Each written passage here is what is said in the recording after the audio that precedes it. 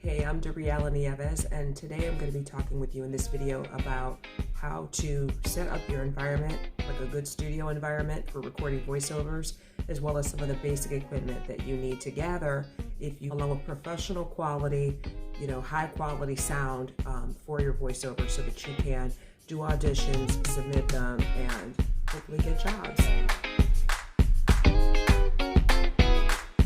Okay, the first thing I want to talk about is your environment.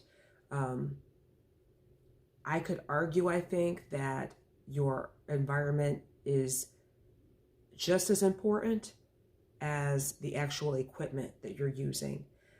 A lot of people put a lot of stock into, what kind of microphone are you using, and how much did you pay for it? If you paid $1,000 or more for your microphone, then, that's where it's at. No, not necessarily. I've been booking with a microphone that doesn't cost anywhere near $1,000. Doesn't cost $100, but it doesn't cost $1,000 either. And so anyway, getting ahead of myself, let's start with the environment. First of all, I'm recording right now in an open area. I also do Facebook and Instagram lives here, so you may have seen these lovely flowers in my red before, because it's an open space. It doesn't need to be super high quality for this, but if I was recording a voiceover, I would never ever be in an open area. I would always be, first of all, in a room. If you don't have a booth, it's fine. Have a closet or some room with a door, okay?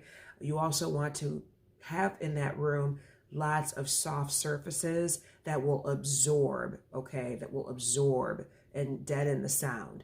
So for instance, we're talking about blankets, pillows, clothes, anything that's really soft. On the wall, sometimes you'll see different kinds of panels that are acoustic panels to absorb sound. You can get these little cheap things, these little squares. You'll have to measure your room to find out, how many you'll need. But I mean, these things are super uber inexpensive. And if you're watching on YouTube, you can go into the description and click the link for what this is. Very inexpensive, but they're easy to find. It's acoustic foam. And I have bags and bags of it because my original voiceover studio was in a different house.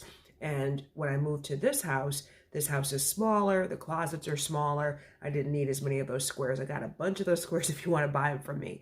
But you want things that are on the wall. You don't want a flat wall like this in your closet. Let's just call it a closet, because most of us, if you're starting out in voiceover, you don't just have a booth lying around. You've got a closet though. So make sure it's got lots of coats, clothes, pillows, and blankets to absorb the sound. Within that closet, the next thing you want to have is, if you have a small table, like say a tray table, maybe that you would eat off of in the living room or something like that, or any kind of little table, that is a hard surface, and it's okay to have it in there as long as you cover it with something soft, like a towel or something that will absorb the sound.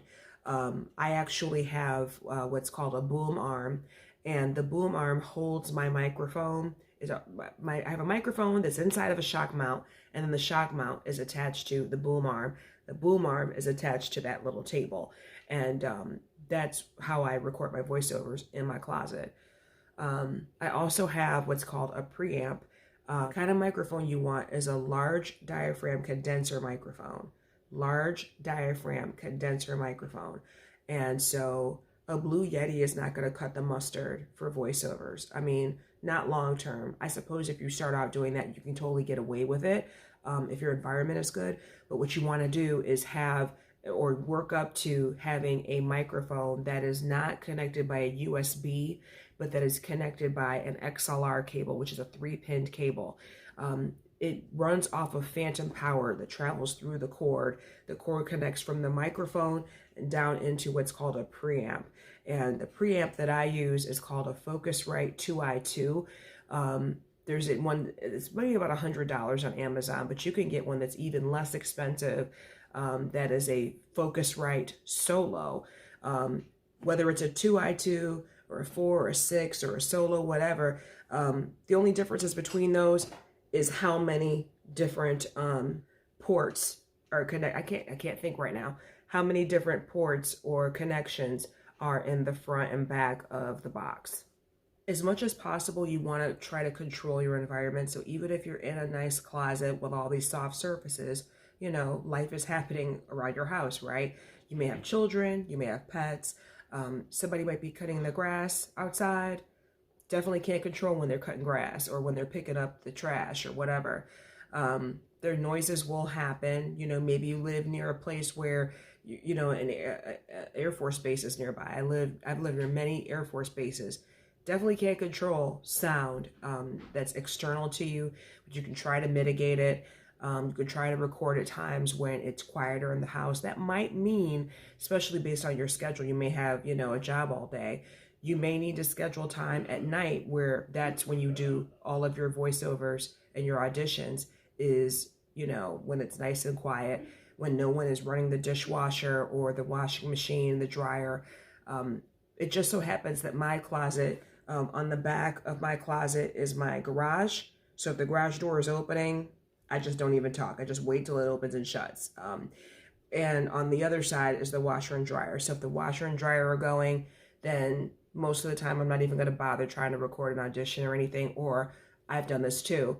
Pause the washer, pause the dryer, do what I got to do, and then resume it. Because the less noise that's going into the signal when you are recording, then the easier it is to clean it up later with your DAW. And I'll explain what a DAW is if you don't know in a few moments. A few other things that I haven't mentioned about voiceover equipment. You want some closed back headphones. This is a pair of closed back headphones that I took the cord off of it. This particular brand just so happens to be the Audio Technica ATH-M50X.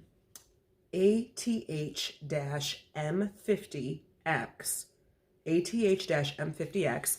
If I remember, I'll link to it in the description on YouTube.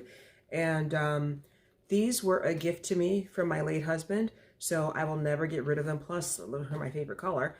And they get the job done, but there's plenty of more snazzy and more expensive I don't even know how much they were. He got them, but they're more snazzy headphones if you really want to spend extra coin. If you don't really, you know, have the chance to buy closed back earphones like this, headphones like this, then you can get away with using earbuds, but you need to be in a really quiet environment to be able to monitor what's going on. Sometimes people will get another piece of voiceover equipment or studio equipment rather called speakers or monitors.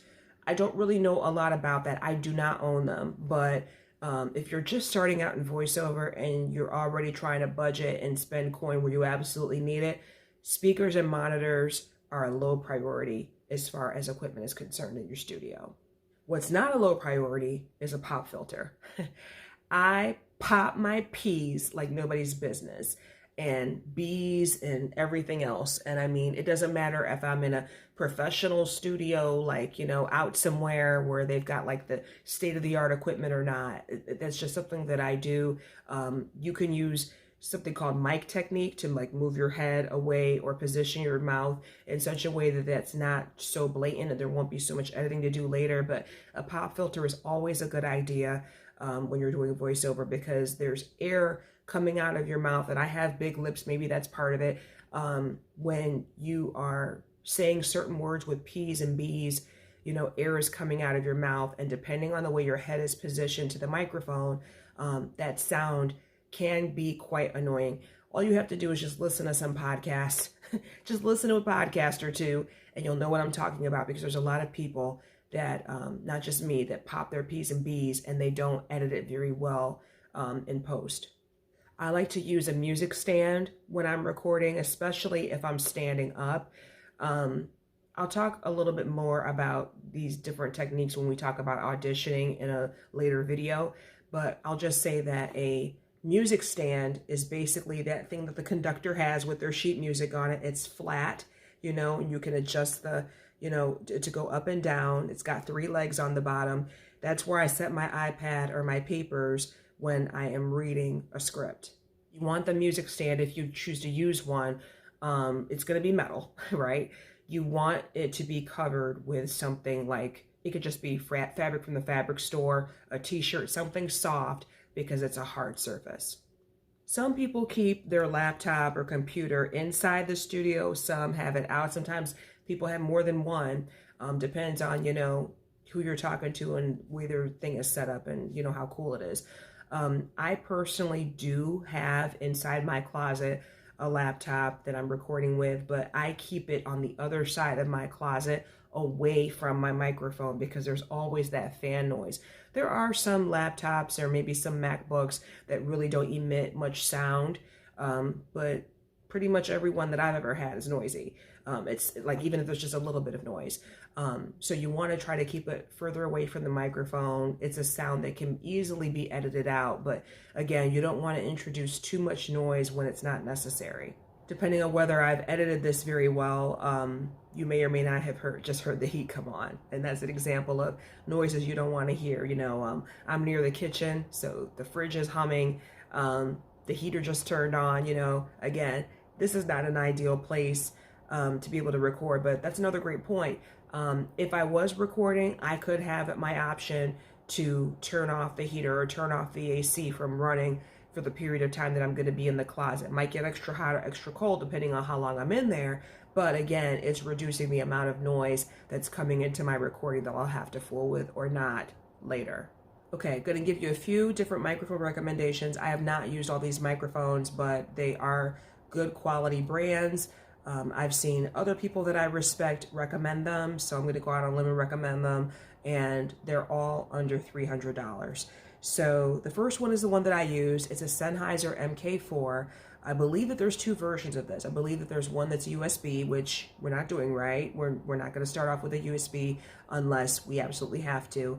And it's so I'm using the XLR one, and then the second one is about maybe $280 or so. It's under $300. The second one is a Blue Yeti Pro. It's not the same as just the regular Blue Yeti. It's about $250. And then there's a Rode NT1. The Rode NT1 is also $250. And then there's the least expensive of the bunch, which is the AKG P220, and that's about $150. So you could swing between $150 and $300, you know what I mean? You'll be all right. Last piece I'm going to talk about is a DAW, which stands for Digital Audio Workstation. Actually used to be my initials until I got divorced, like from my first husband. So it's interesting to say DAW for me. I don't know, because I used to be DAW. A DAW is the audio recording software that you use that is going to capture your wonderful voice. And there's everything from free to not free.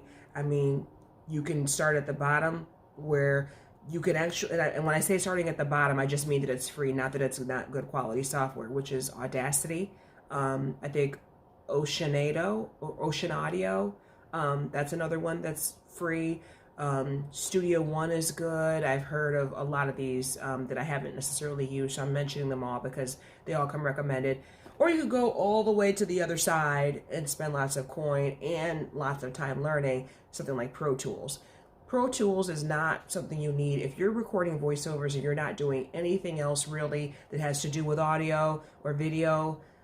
You don't need Pro Tools. It's like overkill. If you know how to use Pro Tools, go for it. It's like the industry standard, but it's sort of like the top dog, and it's way, way more than what you need if all you want to do is record high quality voiceover. The one that I use the most is Adobe Audition in tandem with a plugin that's called Isotope RX7 Standard. I'm going to link to all this stuff in the description, so don't worry about trying to write all this stuff down. Just click the links and bada boom, bada bang.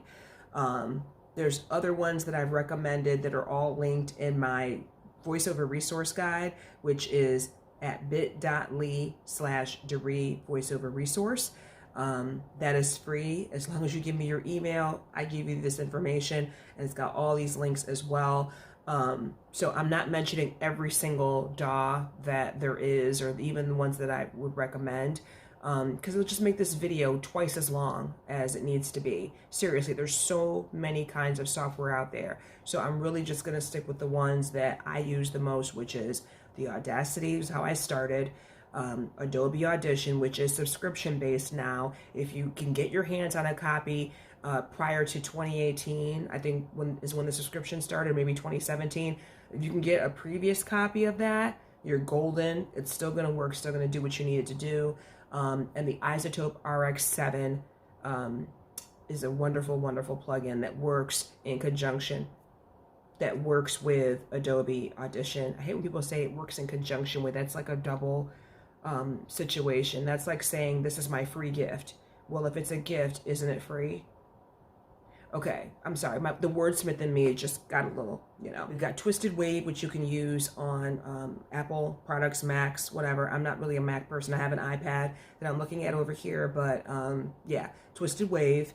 And you can get a free version on your iPad. And then I think there's another version that you can edit with on your iPad, and it's like $2.99. So you can't beat that if you're, an Apple stan. Reaper is another one that I've heard good things about. And that one has like an unlimited trial.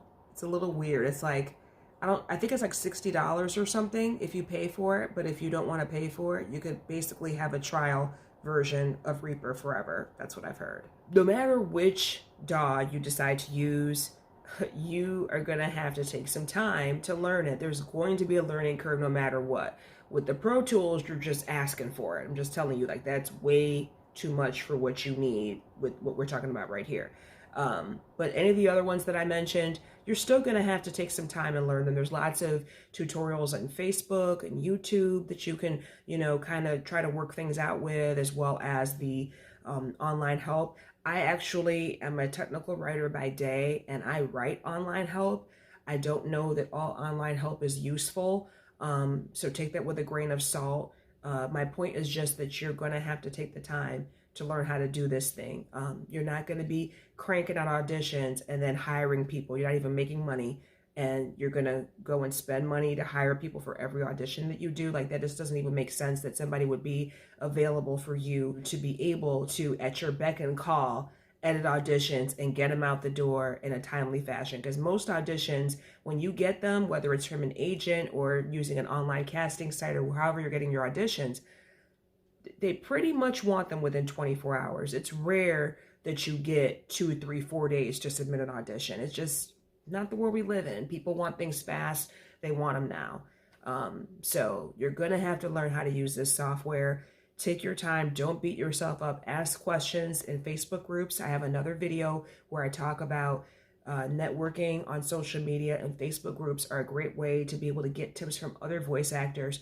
Search in the Facebook group, find what you're looking for, or go directly to a Facebook group that is just dedicated to only that particular piece of software. You'll find lots of experts there and people that are willing to help.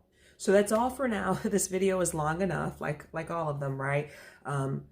There's going to be even deeper content than this in my e-course. So if you want to get linked up to know when that's launching, then please subscribe to me. All you need to do, subscribe here on YouTube, of course, but also please go into the link that I mentioned earlier, which is bit.ly/Doree Voiceover Resource. And that will put you on my list so that you will know not just where I started from and the things that I've learned and shortcuts to help you, but when the e-course launches, if you want extra deeper information without having to, Google here and there and get overwhelmed feeling like, okay, like this person says this person says that, what do I do?